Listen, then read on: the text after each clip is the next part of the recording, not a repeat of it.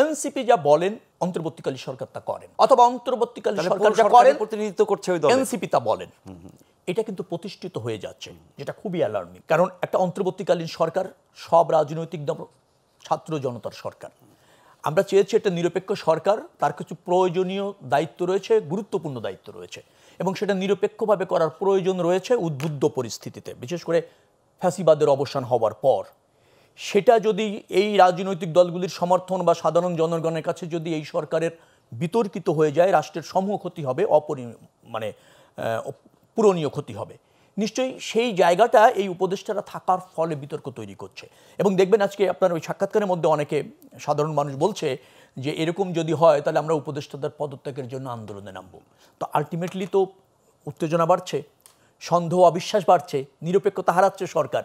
তো সেটার পরিণতি তো আসলে কখনো ভালো হয় না।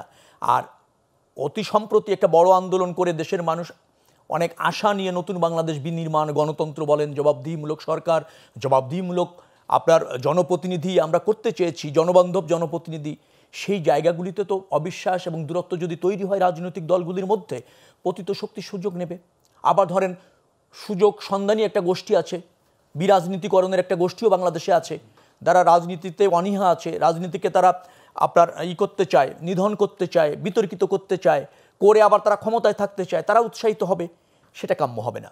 আরিফুল হকের কথা বলছিলেন আপা, দেখেন আরিফুল হক সিলেটের নির্বাচিত মেয়র ছিলেন, আপনি আমাদের বরিশালের নির্বাচিত মেয়র, চিটাগাংয়ের নির্বাচিত মেয়র, ওই সময় রাজশাহীর নির্বাচিত মেয়র বুলবুল, আমার এখনো মনে আছে। 4 জন নির্বাচিত মেয়রকে আওয়ামী লীগের সরকার, শেখ হাসিনার সরকার কিন্তু আপনার করে দিল, যেটাকে বহিষ্কার করে দিল, প্রশাসক নিয়োগ করে দিলেন। আরিফুল হক উচ্চ আদালতে এসে আবার তার বৈধতা নিয়ে দায়িত্ব পালন করতে গেলেন। 8 ঘন্টার পর আবার তাকে বহিষ্কার করা হয়েছে, অনলি 8 ঘন্টা পর দুইবার বহিষ্কার করা হয়েছে। তার মানে কি, আপনি আগের যে ফ্যাসিবাদী সরকারের যে চরিত্র আর এখন আমাদের যে সরকার আছে দেখবেন তার চরিত্র, তার পছন্দ হলে একরকম হচ্ছে, আর পছন্দ না হলে আরেক রকম হচ্ছে।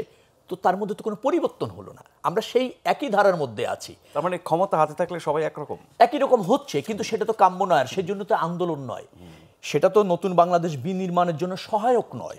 আমরা যারা এই যে আমাদের ছাত্র জনতা, রাজনৈতিক কর্মীরা যারা জীবন দিলেন, এই যে 2000-এর কাছাকাছি মানুষ জীবন দিলেন, হাজার হাজার মানুষ আহত হলেন, কি করতে? একটা জনগণের নির্বাচিত সরকার, জনবান্ধব সরকার। সরকারটা আপাতত অন্তর্বর্তীকালীন সরকারই আছে, ঠিক আছে, সেটার প্রয়োজনও আছে, তার তো কিছু দায়িত্ব আছে, তার কিছু সীমাবদ্ধতাও আছে। এখন তার কাছে কিছু মানুষের প্রত্যাশা আছে, আপনি যদি সে ব্যাপারে কনসার্ন না হন, আপনিও যদি সেই একই স্বৈরাচারের স্টাইলে রাষ্ট্র ব্যবস্থাপনা করেন, তাহলে তো মানুষের যে ক্ষোভ সেটা তো বিস্ফোরিত হবে। আর বিস্ফোরিত হলে কি হবে? আবার সেই দ্বন্দ্ব, আবার অবিশ্বাস, আবার আন্দোলন। তো সেটা তো রাষ্ট্রের জন্য সুখকর না।